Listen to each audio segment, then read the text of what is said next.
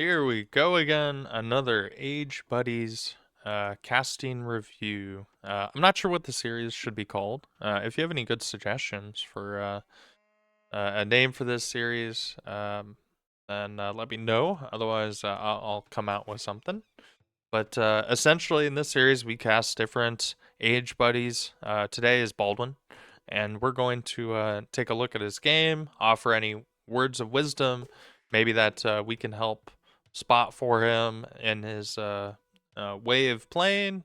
But likely, in this case, we might be learning a thing or two. Baldwin is one of our higher members. He comes with a lot of experience, um, and he definitely has got a little more skill than I do.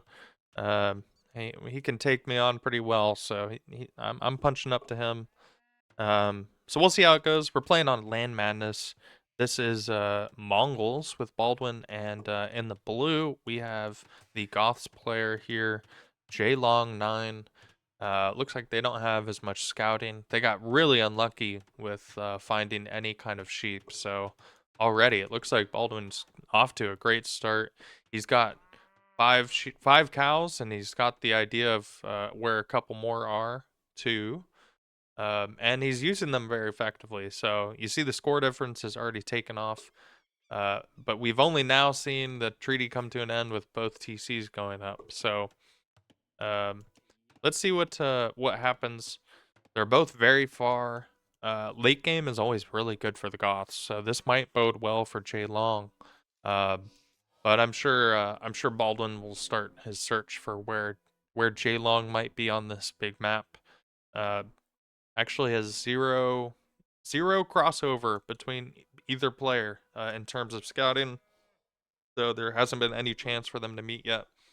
It also gives a little more map presence just automatically to Baldwin. Uh, Baldwin knows about these areas, and Jaylong doesn't, and so that's present in Baldwin's mind. That automatically gives him the map presence. That's the hoops I'll jump through for that argument. If you disagree, let me know. Um, and we're just shooting the boar down. I like the change. I thought I wouldn't like it. It's one less thing. I think it's okay. It still keeps some skill in the game too. Being able to pop your villagers into the TC and jump them out with the least amount of idle time is still a skill. It still increases your efficiency to do that. So I don't mind it.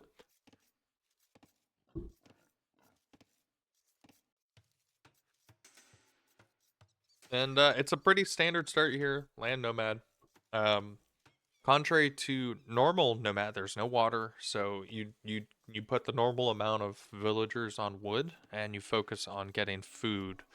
Um, so Baldwin is focused on that food, using his house trick to slow down the Vil. We don't have Loom, so this is just showing off. But oh, we do have Loom. Okay. Well, it's a safe play to get Loom, but you don't have to. You can do the house trick like he just did right there.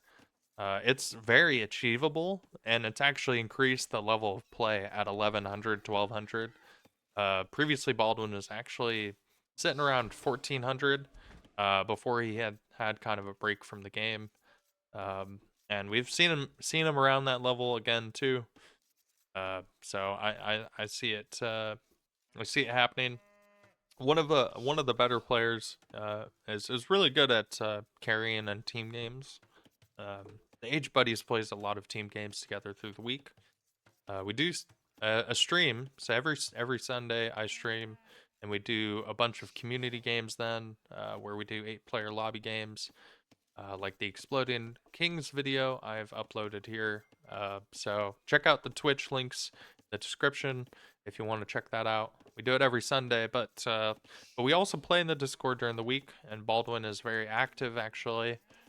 Um, and so we get some good team games in with him then. Um, all right, and it looks like Blue's found some sheep. He's doing some more scouting, so he's getting his presence up there. Looks like his score is really catching up. You could see actually how quickly it's catching up, just because it's scouting as a score inflation. But we're taking a bunch of the deer. Looks like he's going to keep it a pretty competitive time. Uh, The idle time is worse for blue, so you know there's been some mistakes there, probably in getting the too many villagers on wood. I tend to do that because I like playing Nomad, and then on Land Nomad I don't put enough on wood or food right away, and then I get behind a little bit there on my production.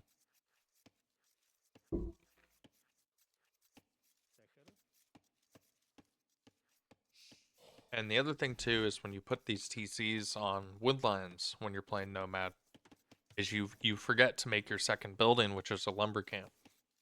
So I'm not sure. I think we're gonna see some Castle Age play from Blue, judging by the amount of vills that are being produced, and I think Baldwin's come to the same conclusion, I should say. We do have a vill from Blue wandering around looking for any sign of life. He's not actually gonna see anything. Almost had the chance to block a boar there. Really unlucky for him. But he's going to get the cows right there. That's going to be nice for him. And Baldwin's going to bring in the boar here. I think he's going all the way to the TC with it. No pit stop at the spot down here. And we do have our lumber camp coming in from Baldwin. Nothing yet from Blue.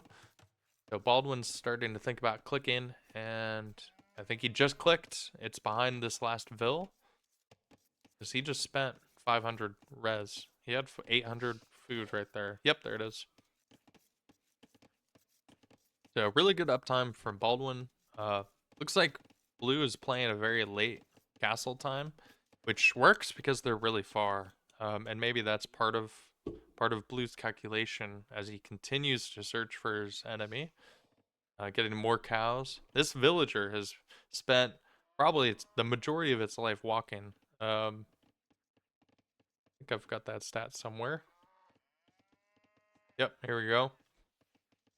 Moving 99% of its life. So the scouting villager, this is why you just pick Huns Blue. If you want to be able to scout like this, then you get a free horse to do it. But that's okay. He's going to be a very fit guy looking for Baldwin. Really unlucky, and Baldwin picked kind of the corner of the map to settle into. So that is kind of funny. I'm curious what Baldwin's going to do with his faster feudal time now. He's going to put some vills behind. I think he's going to go for castle really quick here. But yeah, do we see there's the blacksmith, and then do we see a market right here? I think that's very likely. And now Blue is deciding to wall into his corner too. He sees that it's not closed, so I think we'll see a wall there eventually too. And there's this market. So I like that. It's a nice wall. You're using the wood line, but it's also a really weak wall, wood line too. But you can always move over here and take some pretty safe wood for a while if you're in this corner. Get our villagers back to work, and I think we're just waiting to click. There it is. We're on our way after this one vill is produced. And there it is. And now Blue, with his feudal age time, is going to make... He's got 400 wood. We just need him to spend it. There it is. Market blacksmith. And he's going for some small walls, so he doesn't care about the rest of this. He can still take the gold there, so, you know, maybe that's satisfactory enough for him. But it's a really far distance for both players to go for any aggression. I think we're gonna see a good amount of build up this game.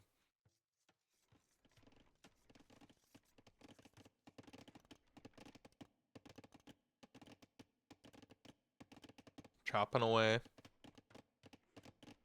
And I do like saying this, when you are on your way up to castle, you should get your military buildings out so that when you hit castle, you can immediately start producing.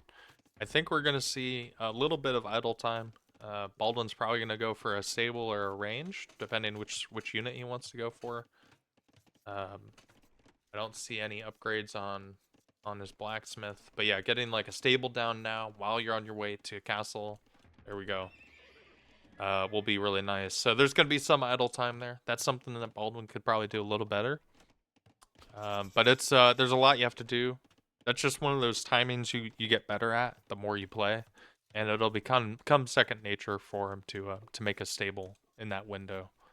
Uh, so really like that. I think to getting another TC out when you've got so much space on the map is really important. Like getting something down here for Baldwin would be good.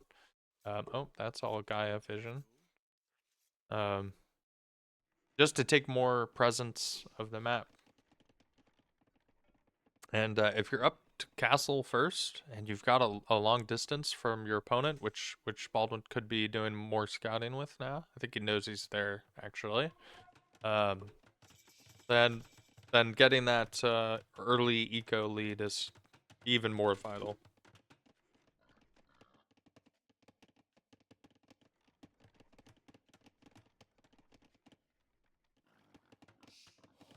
And maybe waiting for three knights, and then you run forward and look for some damage. I think that's a good time, a good window for it. Blue's doing well. He's adding extra eco. That's important. Goths need to keep their eco up, so I think that's a good plan for him. And then Baldwin's just gonna make sure he's secure. He's going for a gate. So if you saw the previous video, I was watching Banana play, and Banana and both of his opponent did not add any gates around their base. It made it a little awkward to get your units out when you need them out, and on the right side or the wrong side of any wall. But here we go. We're finding the wall now for Baldwin. He's gonna check around the other side and probably find that gold up there. I hope he does. If he assumes that it's completely walled, then that's going to make me a little sad. But there's actually going to be some damage you can find. Oh, he did actually catch his Vil back in there. And find this gold, and you'll be able to you'll be able to tell where he is. Cool, that's perfect. So that's the right spot where you want to hit. And from there you can start sending more. And I like this. Adding the second TC takes advantage of this gold. You can farm around this. And that's important. He's out of farming space up here. You can get one more farm. And we are going to break in here. 3 knights is out damaging the repair villager. Oh, Baldwin's switching it up though now. So maybe it wasn't. Maybe we needed 4. But that's bad. He's got a monk now. Baldwin's going to have to back up. Oh, and that was a really quick conversion. So that's really unlucky for Baldwin. But you know the Goths player has a castle up now. So as Mongols, you know you're stuck on playing with knights, playing with cavalry instead of going for anything ranged. I wouldn't really recommend going like CA against Goth infantry either. You can't really outrun them as well as you could have. And CA also is really hard to pull off at lower elos. I think you know, Baldwin here is probably an exception. He's probably able to pull off some CA play, or has in the past. But yeah, I wouldn't recommend it for most people. And I'm curious to see if Baldwin comes over here and breaks down this house. Could be a nice way to get in. It's a pretty good walk, but something that can just get walled behind too. Maybe not the most effective use of his time. And Blue is starting to get relics, so that's good to know. Looks like only 1 for him so far, 0 for Baldwin. I don't think we have a monastery down either. And I want to see who's going to add the 3rd TC. When there's no aggression in a game like this, you need to have 3 TCs. 3 TCs is kind of the minimum to play at a ultra competitive level of production, so you get as many units out as you can at once. Oh, Baldwin's coming forward though. He says, "Nope, we're gonna keep some pressure on. I don't want to leave. I I don't want to leave this Goths player here. And is going to add another TC down here. So really like that. That's some good play, good forward thinking. And adding the pressure too sets the pace. I'm curious what unit Baldwin's going to go for with Mongols, because you do kind of need something for pikes if you are on cav units, and he doesn't know it yet. But we're getting the Goth infantry production started with a bunch of pikes from blue, and blue does not actually see this not barracks, but the siege workshop coming up. When this barracks comes up, though, it's going to have vision on that, but it's going to be too late because this is already produced at the same time. That's so funny. And right away, there's a target for blue to start bashing down, and Baldwin has to retreat. So, really unfortunate that blue decided to build up here. And I'm just going to turn down, sorry, everyone. I'm just going to turn down the poking of the combat a bit. Okay, that works out.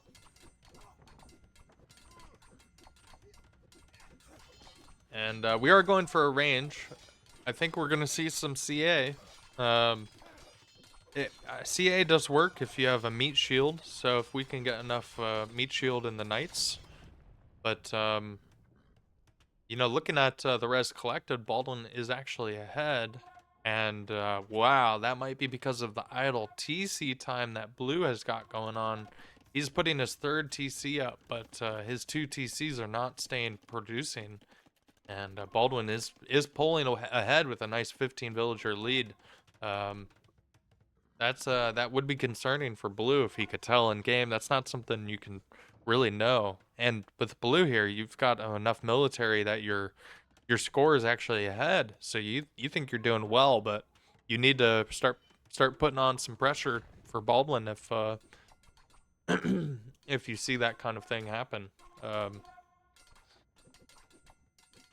Now Baldwin might not know he's ahead in vills either, because he's got so many vills and he's still behind in score, and there's so much more military for blue. But I think we're gonna have to see what kind of unit Baldwin goes for, and I think we're maybe thinking about going imp actually. University is interesting. I think that's gonna be for ballistics, but I don't know. I don't know if you can feasibly go for anything ranged. He's gonna try. He's going for CA still, so I think it's smart. CA does make sense, especially if you've got pikes in there. Pikes aren't too bad, and if you can get enough cavalry to focus on these Huskarls, then it could work. It's just gonna be a really unit control centric fight. So Baldwin's really gonna have to show off any skills that he has to make this happen. You know, something too that he could do is just with a siege workshop get some scorpions too, and you put them behind your wood line or your walls, and you fight with those as well. We've been in the Age Buddies group been doing some more siege workshop kind of games. Actually, there's a mini game called Onager Royale that one of our members, not Jason, has been developing, and it's been improving our skills with onagers. But maybe a mini game that improves your skills with scorpions would be good. Although it's less micro intensive for scorpions. You kind of just need to get lucky with lining up a shot. Excuse me.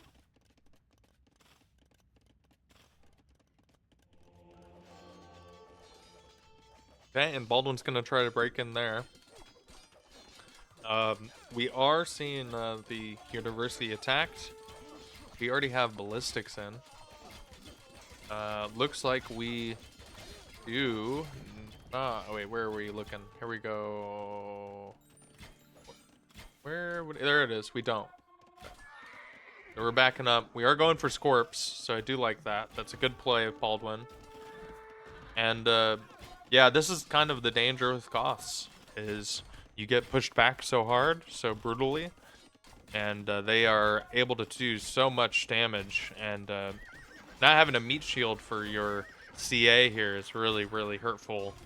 It's good against the all of the pikes too, but the pikes, if they can bunch up on the CA, can do plenty of damage there.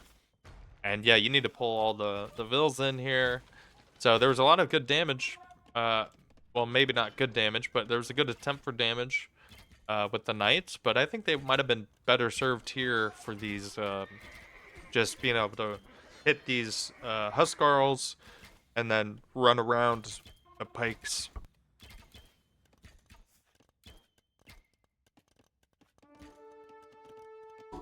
Excuse me, I had to mute and burp. I was getting very bubbly there. Probably heard it in my voice. There was a bubble trying to come out, so I let it out. Should be good. I like this from blue. Obviously, Baldwin doesn't know what's coming, but if you're barely able to hold your fights here, if you're barely able to keep the enemy out, then I would expect to see a castle drop or a siege workshop. And in this case, blue is bringing a good amount of vills. Let's see, 11 to drop a castle right here on Baldwin's face. And it is going to get walled out, actually, but only just. And I think we're still going to see this castle get pushed down here. Yep. But that's interesting. We're going to see. I think that siege workshop needs to be abandoned now. And we need to see new military production get built back here. Basically, you know this castle's going up, so Baldwin can't rely on this long term, especially with military here shooting. And we need some kind of unit to act as a meat shield against all of these Huskarls. I think we need to stay into knights, and looks like Step Lancer is the answer, which I like. I think Step Lancer is great. I also think this castle is really desperately needed, and now with some more CA back here, you can keep them massed together, and they're going to be ready for all of the pikes. So, really, like, kind of the perfect game for Goths. We've seen a lot. You know, this map is really spread out for both players. They've had a lot of time to boom, to build up, to take all the res. You know, complete control. Goths is able to push here, but we're able to see Baldwin hold on, and he's making new military buildings back here. That's good. That's good call out by the caster. I'll take some credit there because that's what he needed. And we're gonna see his production of Step Lancers really start to skyrocket, and that's a really good counter for infantry, even as a cav unit, because when you get a bunch of steps, they can poke from a distance, and you can get this bunched up infantry and really just whittle them down quick. So blue's gonna heal his units in his castle. That's smart. And even smarter is he's going for imp. It'd be great right now to see Baldwin get down a bunch of that wood. Looks like he just sold a bunch. Do I have market events on or off? Let's see. How do I? Let's see. Do I have notification? There we go. Okay. So we just saw a bunch of stone get sold, wood get sold. Oh, here we go. New notifications. Bought food. Sold 2,100 wood for 800 gold. And I think that's really the right move. We're making a bunch of Step Lancers now for it. So that's really going to pay off. And then I think we're starting to save to go up to castle. We're going to see him sell some more food there. We'll see. I'll leave market on right now. And blue is about to hit imp, so he's going to drop another castle. Baldwin sees it. He's going to be off this gold soon. That's okay. He's got access to more gold up here and up here. I think getting a town center would be really good from there. But blue should be really considering up here too. He doesn't see any of these farms, of course, but he does know that these town centers exist. And as woodlines get chopped, there might be holes to raid with. But this is the safe bet to stay here with your army. You know it's a strong army, and you're about to imp. You'll go with some trebs. Life is good. You've got double castle fire protection. it's a pretty strong position, and Goths definitely wants to take advantage of that. Um, and I would say it's a really strong position long term if it wasn't for the amount of idle time that Blue has compared to Baldwin, and the amount of res collected that's really shown as a result of that difference. But we're just seeing 3 trebs get produced instantly, so the pressure is on and the pressure is staying on, and so if you're in that pressure mindset, then it's okay if your eco isn't providing as much, because you're able to do damage to his eco and stop that from affecting you. But now we're seeing 2 trebs come out and go for that castle right away. It still looks really good for Blue. And we see Cav Archer, so the army feels really good and feels really strong right now. You don't see repairs happening. That's good. There is some opening weakness here to get into the base. Oh, and speaking of, you need to be aware of the possibility of raids when you do expand for Blue. So, with Baldwin even still at 100 Vils, he has actually got the eco lead, and now he's in on Blue's woodline and causing catastrophe. He is winning here. The Trebs took down the castle, and he's about to come in and kill these Cav Archers with all of these Huskarls. But unfortunately, Blue's entire eco is running under a TC, or is actually on this gold too. So, really, really catastrophic damage at home for Blue. But there's some damage here that might be paying off. But I don't think it's enough. We know that Blue sees there's some expansion of his eco, or orange still, that he has to be prepared for. And Baldwin's able to save all of these Step Lancers, and they're coming home. So, I think this is really bodes well for Baldwin. We're only making Step Lancers now. By the way, we're up to Imp. I'm blind to that fact. So while this push did really hurt, these castles don't really provide protection for much. We still have a really good eco for Baldwin behind all of this. So maybe that second castle would have been better served sitting here on the outside.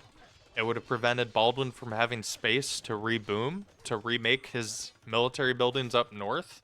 He loses he loses his second military spot there, but being able to slow this down and adding another castle to kill more time is really paying off for Baldwin. And I would really like to see the upgrades come in for the Step Lancers. Maybe even go in Elite Step. You could sell some wood. And Blue wants to get in, and he may just get his wish.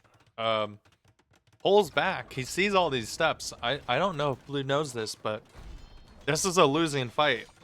He sees his score lead, and I think he thinks he's got this game won and in the bag. But that is not the case. You could see how bad Blue's eco is behind this. He's got idols, his woodline is empty, has no lumber camp nearby. The efficiency is horrible. There's a bunch of farms that are unmanned. He's got 40 Vils and is not producing any more. And if you're not producing Vils, then you're actively losing Vils. And if you're not actively killing Vils, then that's how you fall behind in the game. So really, this push is everything for Blue. If this push dies, this game is over. And from right out of the shadow, we're seeing Baldwin push forward with his army of steps. And the worst possible engagement would be a trickle of a 1-2, a 1-2 for the steps to poke them down in retreat. And you see that happening exactly right here. And we're going to see these Trebs come back. And this one's going down. That one went down. There goes all the Trebs. Saves all of his steps back into the shadows. And yeah, you can bring in all your pike that you want right now, Blue, but I don't see your eco for it.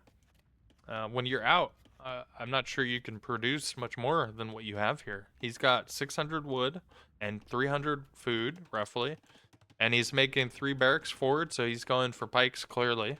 He's going for the upgrade, but the production just isn't there. 9 on wood and 16 on food versus 22 on wood and 45 on food is not going to pay off. And I like the amount of pikes or halbs here now, but there's just too many steps. There's 58 steps with upgrades, complete elite step lancer. We don't get the last armor upgrade, but we have everything else. And unfortunately, I think we're gonna catch him right at this choke point. So let's see how this plays out.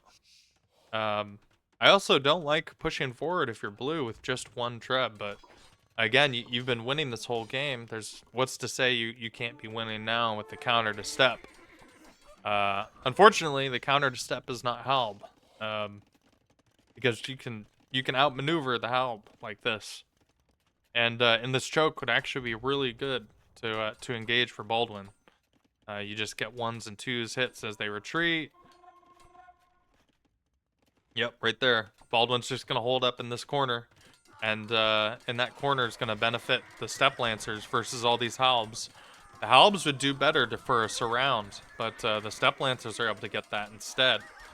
And as a result, the poking is really gonna help out with the efficiency of the killing, and just completely eat all those halbs.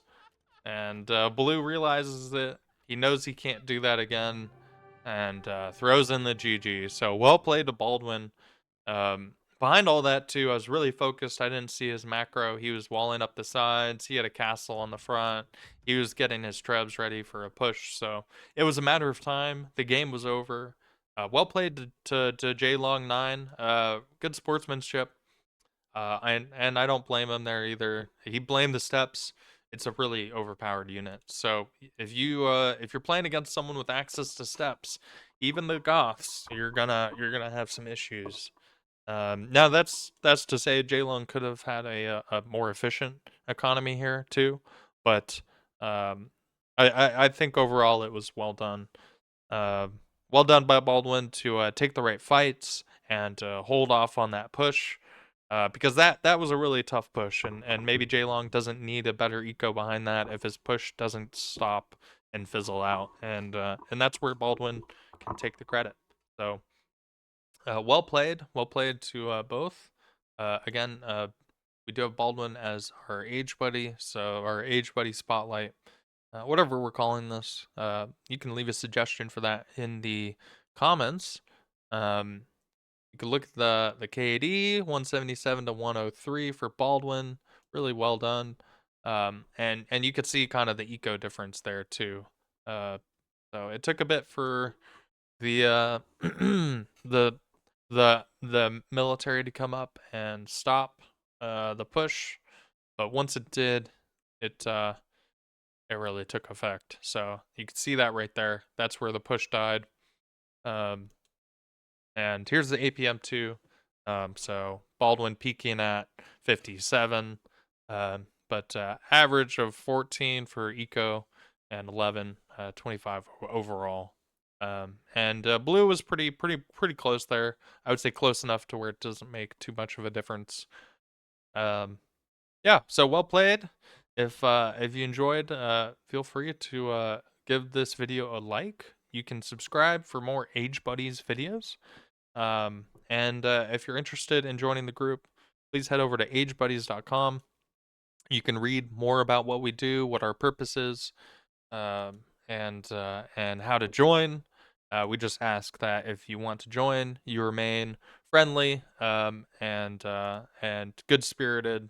You want to improve at the game, you want to play with friends, play in team games, that kind of thing, then Age Buddies might be for you.